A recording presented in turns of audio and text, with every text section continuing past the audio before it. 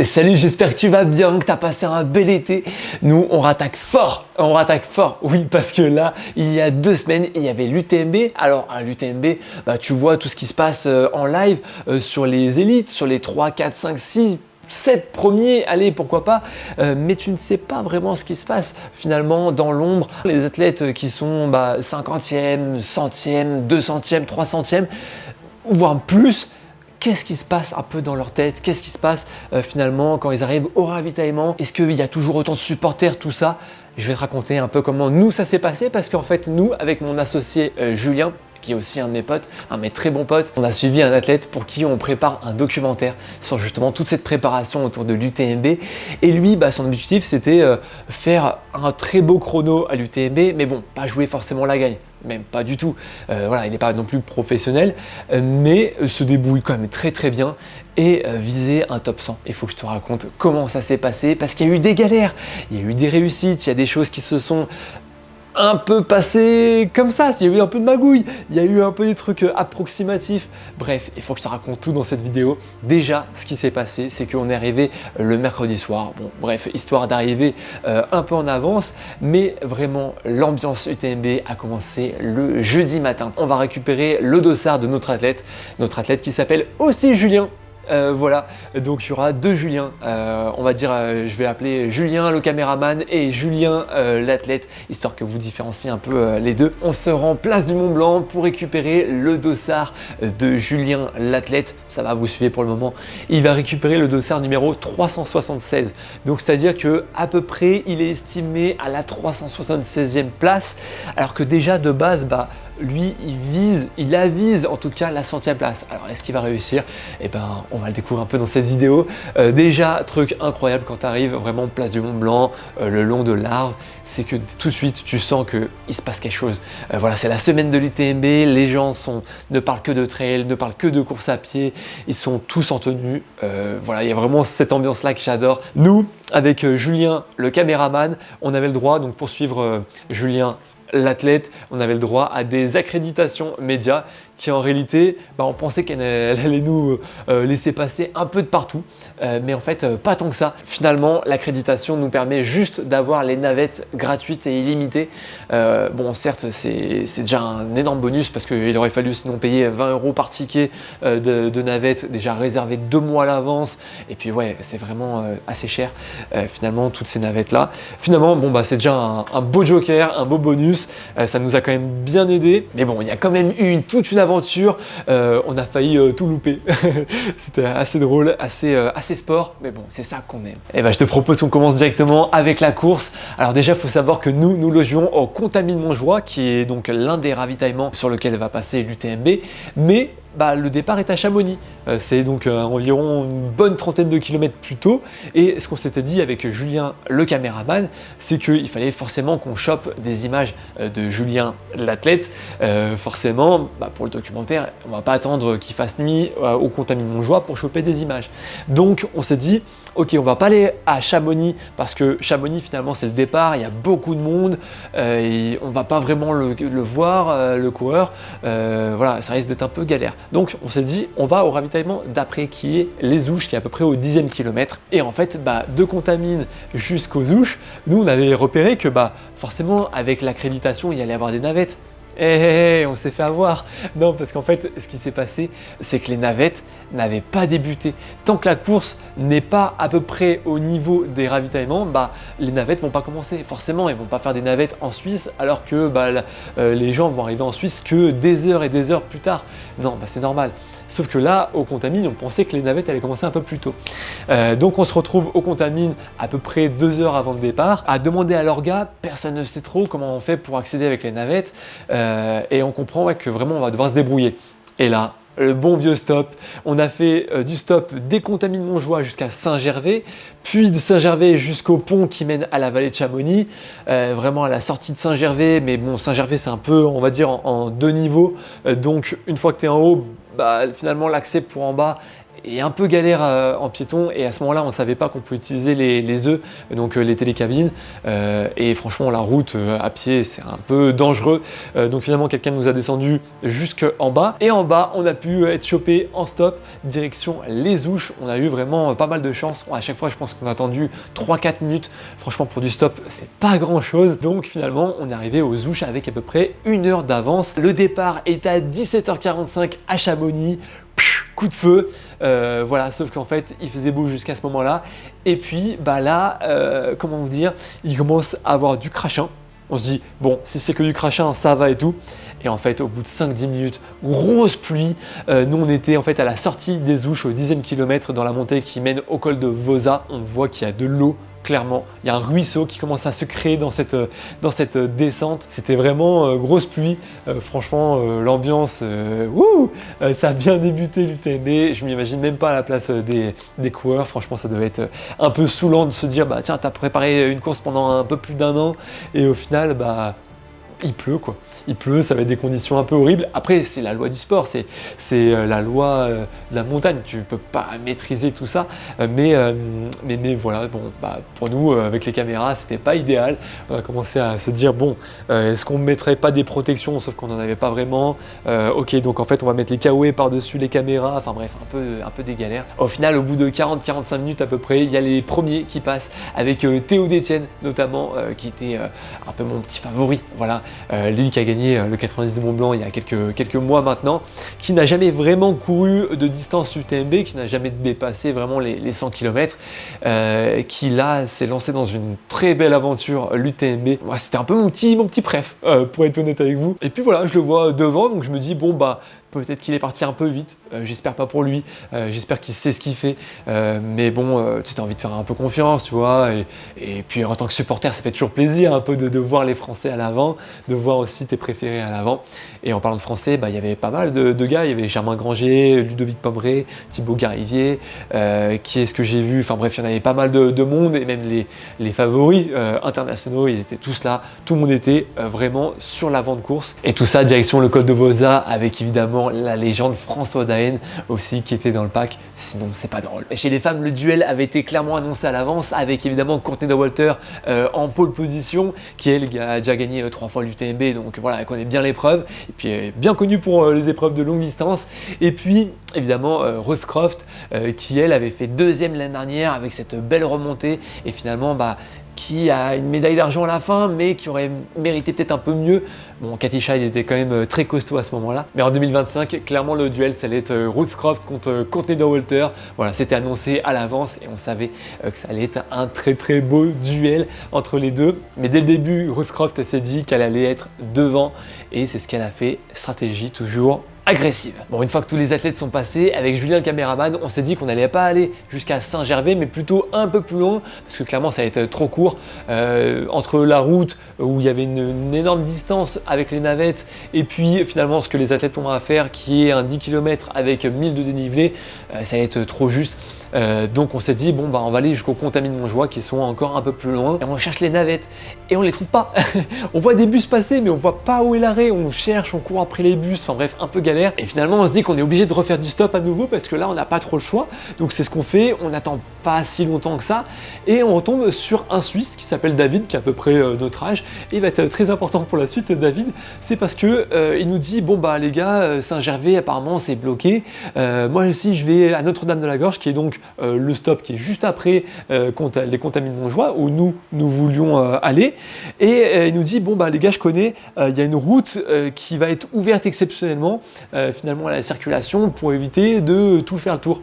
On prend cette route un peu 4x4, tout va bien, et puis à un moment donné, impossible d'y accéder, tout est trop rocailleux, enfin bref, un peu compliqué, donc on est obligé de faire demi-tour, sauf que nous on voit le chrono qui passe, qui avance et tout, on se dit bon, restons calmes, ça va bien se passer, allez, on retourne donc aux Ouches, donc on a perdu pas mal de temps, on redescend dans la vallée de Chamonix, direction Saint-Gervais, direction Passy-Saint-Gervais pour ceux qui connaissent. Sauf qu'en fait, je vous disais tout à l'heure, Saint-Gervais, il y a une partie basse, une partie haute. Une fois que tu arrives à Saint-Gervais en bas, finalement c'est bloqué. Parce que il n'y a que les gens qui ont des accréditations et nous on pensait que ça passait avec ça, non pas du tout, qui ont les vraies accréditations gros médias ou professionnels et tout, qui peuvent passer, ou alors les navettes. Donc ce qui se passe, c'est que on arrive à Saint-Gervais-en-Bas, on court après les bus en se disant c'est la navette, allez vite, vite, vite, vite, on court après les bus, et on voit qu'ils s'arrêtent, on se dit bon bah yes, on va pouvoir monter dedans. En fait, il était vraiment au terminus, et derrière, il repartait pas quoi. Donc on se retrouve un peu bête. Au final, en discutant à gauche à droite, j'avais vraiment l'impression d'être dans Pékin Express, hein, mais en discutant à gauche à droite, on nous fait comprendre qu'il faut prendre genre les télécabines pour monter à Saint-Gervais en haut, mais sauf qu'une fois que tu es à Saint-Gervais en haut, c'est encore bloqué quoi, et les navettes, on sait pas trop où elles sont, donc ça va être un peu une galère. À ce moment-là, alors qu'on n'était pas encore dans les œufs, on vient d'apprendre en plus que les premiers athlètes viennent de passer à Saint-Gervais. Alors en première position, tu as Aurélien Dunant-Palaz, l'athlète français qui passe avec 15 secondes d'avance sur Ludovic Pommeret, et puis après, tout le monde se tient dans quelques secondes derrière. Mais donc on voit que les athlètes passent devant, on se dit est-ce qu'on aura le temps? Chez les femmes, il y a aussi Ruth Croft qui passe à 2 minutes déjà de Courtenay, donc elle commence à creuser l'écart, il y a un peu de tension qui se crée de notre côté. Finalement, on arrive à prendre les œufs dans la télécabine, on se retrouve un peu au milieu de tout le monde, il commence à faire nuit, il pleut toujours autant, et arrivé en haut de Saint-Gervais, on se retrouve sur un parking. Il n'y a pas d'indication pour dire où sont les navettes, quoi que ce soit, et au final, on voit un bus qui, je sais pas, est en mouvement, mais on ne sait pas trop ce qui se passe, il n'y a pas vraiment de pancarte dessus. Je vais toquer au car, et au final, ce gars-là, c'est un gars qui est engagé évidemment pour l'événement de l'UTMB, mais qui lui aussi, le chauffeur, est un peu perdu, et il me dit moi écoutez, je vais à Notre-Dame-de-la-Gorge, voilà, je lui dis autant nous prendre, voilà, même si vous n'avez pas commencé, ça change pas grand chose pour vous, est-ce que vous pouvez nous prendre dans votre car? Il fait ouais, allez, montez avec nous et tout. Le truc, c'est qu'à ce moment-là, David, qui nous a pris dans sa voiture, lui aussi, il était ultra déterminé pour aller à Notre-Dame-de-la-Gorge. Donc en fait, finalement, on s'est retrouvé pas à 2, mais à 3 dans les télécabines, puis à 3 aussi dans le car. Enfin bref, c'était très drôle. C'était vraiment une belle aventure où en fait, finalement, on s'est pas arrêté au Contamine Montjoie, mais directement à Notre-Dame-de-la-Gorge, qui était un peu plus loin. Heureusement qu'on n'avait pas le ravitaillement à faire au Contamine Montjoie, parce que quand on est passé avec le car à peu près au niveau du ravito, Julien l'athlète était en train d'arriver au ravito. On a continué jusqu'à Notre-Dame-de-la-Gorge, qui est 5 km plus loin, qui est pas du tout un ravito, mais là-bas il y a pas mal d'animations avec vraiment beaucoup d'ambiance. Il y a des gros arceaux lumineux, plein de néons. Voilà, c'est une activation Oka qui est vraiment bien réussie, parce qu'en fait c'est le dernier moment pour les athlètes de profiter vraiment de l'ambiance, de profiter des supporters avant d'ailleurs de partir dans la nuit, de partir direction la frontière italienne en passant par les Chapieux, enfin bref, vraiment de partir dans une nuit profonde où vous allez voir qu'ils ont pas mal galéré. Nous à ce moment-là quand même à Notre-Dame-de-la-Gorge, on a réussi à choper pas mal d'images de Julien l'athlète. Évidemment il pleuvait énormément à ce moment-là, donc c'était quand même une belle galère, et puis comme il n'y a pas beaucoup de lumière, au final tu es là, tu regardes les gens, tu fais est-ce que c'est lui, est-ce que c'est pas lui, tu as les frontales qui t'arrivent de front, donc c'est un peu galère, mais on a réussi à choper quand même des belles images. Évidemment ce sont des images que je ne vais pas pouvoir vous montrer là maintenant parce qu'elles sont destinées au documentaire, mais il faut se dire vraiment que c'était quand même pas mal galère. La pluie, laisse tomber, on était vraiment sous des trompes d'eau, c'est-à-dire qu'on avait chacun les caouets qui protégeaient les sacs, enfin bref, une grosse galère. Il pleuvait, on avait les mains qui étaient comme si on avait passé la journée à la piscine, qui étaient toutes humides, toutes fripées, donc c'était vraiment une grosse galère. Et après, au lieu de faire 5 km à pied sous la pluie pour entrer au Contamine Montjoie et dormir, on s'est dit attends, mais nous, on a l'accréditation, on peut profiter des navettes. La navette, c'est directement de Notre-Dame-de-la-Gorge jusqu'au Contamine Montjoie. Donc, on court. On voit qu'il y a des navettes au fond qui vont logiquement retourner au Contamine Montjoie, voir Saint-Gervais, voir Chamonix. On tombe sur une bénévole et là, elle nous dit la navette, elle est... Ok, donc la navette pour les Contamine Montjoie, c'est celle là-bas. Pas du tout. Au final, pour faire simple, ça a été une navette qui nous a mené de Notre-Dame-de-la-Gorge jusqu'à Saint-Gervais, alors que les Contamines sont au milieu. Et après, il a fallu qu'on retoque à un bus qui est remonté à Notre-Dame-de-la-Gorge et qui soit gentil pour nous arrêter au Contamine Montjoie. Enfin bref, on est rentré à peu près à minuit au Contamine Montjoie, alors que Julien l'athlète était passé aux alentours de 22h, 22h30. Donc voilà, c'était gros plaisir. Mais par contre, moi, ce qui m'a affolé, c'est que quand même au Contamine Montjoie, à ce moment-là, à minuit, il y avait encore beaucoup de monde et qui se changeait, qui était en galère sous la pluie. on les voyait, hein, c'était vraiment clairement la queue de course, les gens qui étaient un peu plus dans le mal. Et ça devait pas être évident du tout. À ce ravito-là, l'écart commence à se creuser chez les femmes avec Ruth Croft qui a 3 minutes d'avance sur Courtney Dauwalter et aussi 10 minutes d'avance sur la troisième, la française Camille Bruyas. Mais chez les hommes, c'est ultra serré et les deux athlètes ASICS, Ben Diman et Tom Evans, prennent la tête. Bon là, il est 23h59, on rentre à la maison tranquillement et le premier truc qu'on fait, c'est clairement de manger parce qu'on n'en peut plus.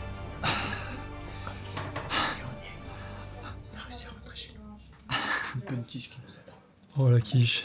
Oh la gaufre.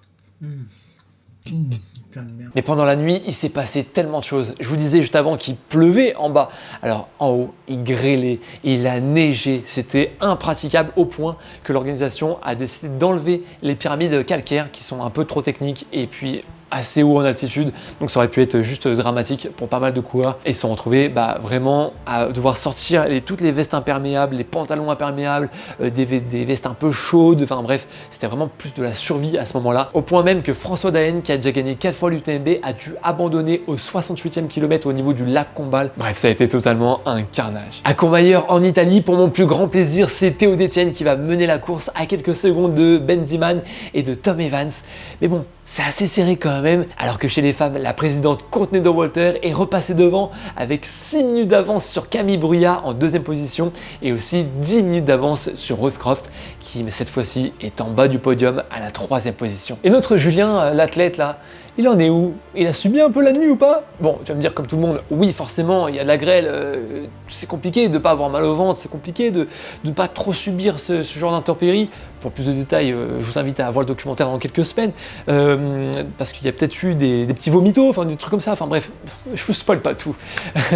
Mais en tout cas, ce qui est énorme, c'est qu'une fois qu'il sort du ravitaillement de Courmayeur, il est 149e. La remontada est en marche. Le lendemain matin, on se réveille après une longue nuit de 4 heures. Voilà, avec la tête bien dans le cul encore.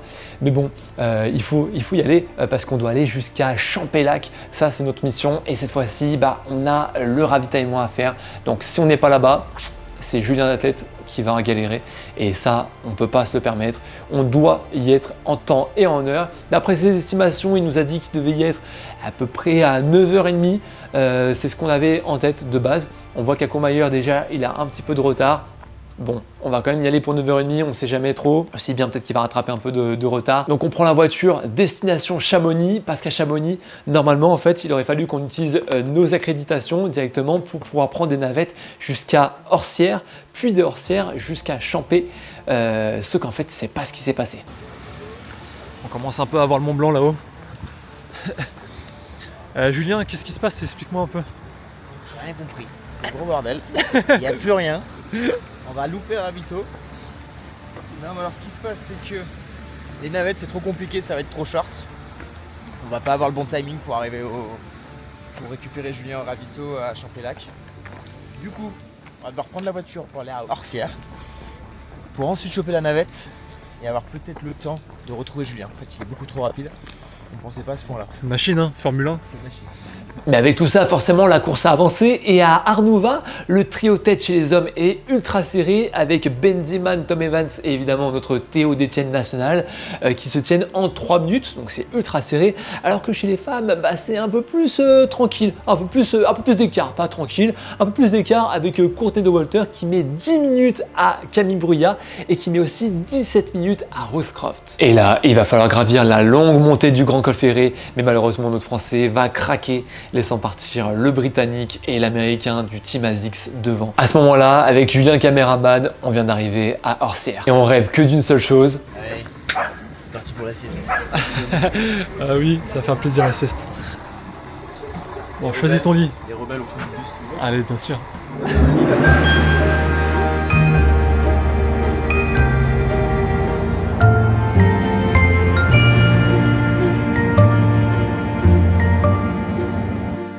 Ça y est, les élites viennent d'arriver en Suisse au ravitaillement de la folie. Et chez les hommes, l'écart est fait. Tom Evans a 9 minutes d'avance sur Ben Diman et 23 minutes d'avance sur Théo Détienne. Alors que chez les femmes, Ah, bah au contraire, l'écart se resserre. Prochain ravitaillement, Champélac. À ce moment-là, avec Julien Caméraman, on arrive en temps et en heure au ravitaillement, mais vu qu'on n'a pas vraiment de forfait, vu qu'on est en Suisse, eh ben on ne sait pas trop si on est en avance, si Julien, l'athlète, lui, est en retard, en avance, on ne sait pas s'il a rattrapé son retard. Donc on se présente à l'accueil, et à l'accueil on nous dit bah, finalement qu'il a peut-être 2 heures de retard sur ses estimations. Donc là, clairement, notre réflexe, c'est d'aller manger.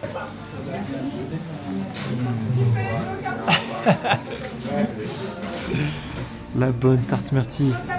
Mais il faut croire que le lever du soleil a plutôt bien réussi à la néo-zélandaise Ruth Croft qui met 5 minutes d'avance à Camille Bruyat. D'ailleurs Camille Bruyat, cette stratégie là de l'écureuil ou du hamster à mettre son ravitaillement dans les joues, je trouve ça ultra original, ça m'a surpris finalement, qui donc est en 2e position et même super belle position. Et derrière il y a la présidente Courtney Dauwalter, toujours avec son grand sourire, mais malheureusement on sent que elle est quand même dans le mal. Un autre qui est dans le mal, c'est notre Théo d'Etienne national qui va malheureusement laisser sa 3e place à Josh Wade, le Britannique. Et oui, le Français est tombé 2 fois dans le col de la Seigne à la frontière franco-italienne. Et là, 70-80 km plus tard, en Suisse, finalement, les douleurs sont insurmontables. Et au fur et à mesure, il va ralentir et jusqu'à abandonner à Trian, en Suisse. D'ailleurs, Trian, donc c'est la dernière étape avant de rejoindre la France. Et là, Tom Evans, on sent que vraiment il a un regain d'énergie, il creuse son écart, 20 minutes d'avance sur Ben Diman et 30 minutes d'avance sur Josh Wade. Alors que de l'autre côté, Courtney Dauwalter, finalement c'est elle qui va laisser 30 minutes d'avance à Camille et Ruth Croft qui malheureusement ça va pas être son jour à la présidente. Et par contre, un qui est en forme, c'est notre Julien, l'athlète, qui lui va enfin réussir à passer dans le top 100 en empochant la 97e place à ce moment-là. Voilà. Là, ça c'est un regain d'énergie. Même à Trian, nous on était là pour l'accompagner, pour le filmer. Il s'est à peine arrêté. Alors que les athlètes vont s'arrêter pendant 5-6 minutes. Nous, il est arrivé, hop, il a mangé un petit truc en 2-2, il est reparti, c'est même pas assis. Le mec est bouillant, il a envie de tout casser. Il avait vraiment le sourire, l'énergie, un regain d'énergie. Il reste 30 km, il faut tout casser. Après ça, c'est la montée des Tsep. Elle est ultra cassante, ultra technique. Et quand t'as pas la lucidité, que t'as 150 km dans les pattes, il faut être vraiment ultra attentif à où tu mets les pieds. Et forcément, quand nos trailers préférés arrivent à Vallorcine et que là, il y a le rassemblement de la page Instagram Les Genoux dans le GIF qui avait rassemblé des centaines et des centaines de supporters à Vallorcine, c'est juste une ambiance incroyable. Il y a des rangées et des rangées de supporters. Donc Tom Evans, vous inquiétez pas qu'il a harangué la foule. Ben Diman aussi. Tout le monde, Josh Wade, les filles, tout le monde, tout le monde a énormément profité. Bref, vraiment incroyable. L'écart semble vraiment fait à ce moment-là, donc plus trop de suspense, à moins d'une blessure, à moins peut-être d'une blessure dans la suite, avec évidemment la descente du Béchar, descente très technique qui attend nos trailers à peine 15 km de l'arrivée. Donc une fois de plus, je sais que j'en ai déjà parlé dans d'autres vidéos, mais c'est pour moi la pire des descentes. Là vraiment, ça fait des grosses marches où vraiment courir là-dedans, c'est vraiment un exploit. C'est vraiment une descente où si tu prends pas le temps, tu peux vite te prendre le pied dans un rocher, dans une racine et faire un vol plané. Et à ce moment-là, c'est vraiment pas ce que tu veux. Moi, à ce moment-là, ce que j'ai fait, c'est que j'ai accompagné directement Julien, l'athlète, et on a fait les 20 derniers kilomètres ensemble, donc de Vallorcine jusqu'à Chamonix. Bon, évidemment, il n'était pas sur une allure 10 km, mais ça a permis justement de pouvoir discuter, de pouvoir le remotiver, de pouvoir lui donner encore plein d'énergie, l'accompagner vraiment dans tout ce parcours-là. Et on a fait donc toute cette partie avec le col des montées, la descente du Béchar, puis la longue montée de la Flégère menant justement à la télécabine de la Flégère tout en haut. C'était juste incroyable. À ce moment-là, nous, c'était coucher de soleil sur le Mont Blanc, magnifique vue. Franchement, c'était juste magique cette partie-là. C'était la fin aussi en plus, donc il fallait s'accrocher. Et puis après, la longue descente qui moi, me paraissait un peu plus technique, mais finalement, je sais pas si c'est parce que c'était un peu la pénombre la nuit où j'ai fait un peu plus attention à ces descentes. Mais finalement, si tu fais quand même pas mal attention dans la descente après la Flégère direction Chamonix, ça va, ça le fait quand même plutôt bien. Et on a terminé ensemble, c'était juste trop bien. En plus, j'ai pu filmer vraiment toutes les parties où il arrive dans Chamonix avec la caméra à la main. Enfin bref, vraiment super ambiance, à haranguer les foules justement pour mettre de l'ambiance et tout ça. Donc finalement, notre athlète, Julien, terminera terminera en 26h59 et 20 secondes, donc un sub 27 heures, ce qui lui fait une 86e place extrêmement méritée. Franchement, il peut en être extrêmement fier de cette place, de cette course même en elle-même, parce que franchement, un chronomètre comme ça, alors que il y a eu vraiment de la grêle, des intempéries, enfin bref, c'était pas évident du tout. C'est vraiment extrêmement mérité, avec une remontada un peu aussi à grappiller des places. Bref, en tout cas, chez les élites, la course a été remportée par le Britannique Tom Evans, qui nous a fait son fameux salut militaire et qui d'ailleurs, a soulevé son bébé, un peu comme dans le Roi Lion, donc on a les refs et tout. Mais d'ailleurs, il nous a fait un truc que franchement, moi je n'oserais jamais, c'est qu'après 19h18 et 58 secondes de course, il a rempli son Red Bull dans sa chaussure, puis après l'a bu. Alors, je veux bien que tu sois sponsorisé et tout, mais là, franchement, c'est un peu dégueu, quoi. Bon, bref, en deuxième position, Ben Diman, lui, l'Américain qui vit dans les Pyrénées, qui termine à 32 minutes 39, juste derrière. Et puis en troisième position, c'est le Britannique aussi, Josh Wade. Et chez les femmes, ça y est, elle a pris sa revanche, la Neo Z est là sur la première place du podium avec la médaille d'or autour du cou. Elle arrive en 22h56 et 23 secondes, suivie de la Française Camille Bruyat, 23h28 et 48 secondes, ce qui lui fait donc 32 minutes et 25 secondes d'écart. Et finalement, en troisième position, ça ne va pas être Courtney Dauwalter qui va craquer à la sortie de Vallorcine, qui va même se faire doubler par pas mal de personnes. Voilà, et ça va être plutôt une Allemande du nom de Katharina Asmus. Bon, je sais pas trop bien parler allemand, donc ça doit s'entendre que la prononciation n'est pas idéale, mais voilà son nom de famille en tout cas, et qui terminera 1h20 et 16 secondes après Ruth Croft, et ça franchement, chapeau. Voilà, j'espère qu'à travers cette vidéo, ça t'a plu un peu de voir tout l'envers du décor, un peu ce que ça fait finalement de suivre un athlète, parce qu'on parle beaucoup de ceux qui sont filmés, mais on parle pas tant que ça de justement ce qui se passe derrière, les gens qui suivent en ravito, les équipes, tout ça. Donc voilà, j'espère que la manière de raconter même t'a plu. N'hésite pas à mettre un pouce bleu, voilà, un like si t'as bien aimé ça, à t'abonner à la chaîne, ça fait toujours super plaisir. Et puis on se retrouvera dans une prochaine vidéo, toujours pour parler trail, parce que ici on parle trail, on parle passion, on parle plaisir, on parle course à pied. Et d'ailleurs, pour ceux qui ont suivi un peu l'aventure depuis quelques mois, au championnat de France de trail, je m'étais fait une belle entorse, ça y est, je peux reprendre enfin la course à pied, donc faire bientôt des vidéos un peu plus en dehors, parce que le canapé ça va 2 secondes, hein. Mais moi j'aime bien courir, j'aime bien aller me défouler, quoi. Allez, on va passer des bons moments ensemble, alors abonne-toi à la chaîne, et puis on se dit rendez-vous dans une prochaine vidéo. Allez, ciao ciao.